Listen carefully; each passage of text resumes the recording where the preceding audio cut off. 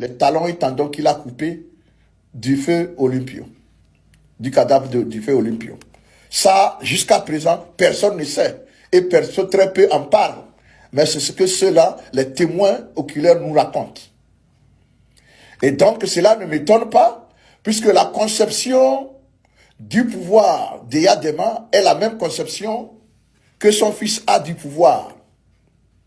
C'est-à-dire que, pour eux, pour pouvoir être chef, il faut littéralement éliminer son ennemi, son adversaire. Si c'est en milieu traditionnel, il faut utiliser la sorcellerie pour l'éliminer, pour ceux qui y croient. Au cas contraire, il faut utiliser le fusil ou le couteau pour l'éliminer. C'est-à-dire qu'il n'y a pas de débat là-bas, il n'y a pas d'élection.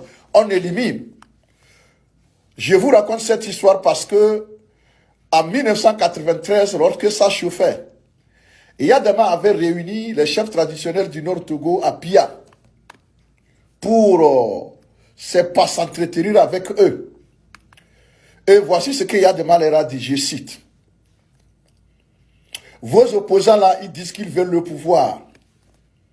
Mais quand ils entendent seulement un coup de feu, ils fuient pour aller dans le Ghana. Est-ce que ça, c'est des hommes, ça?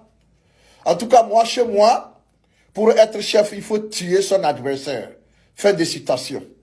Voilà, voici la conception du pouvoir de la famille Nyassingbe.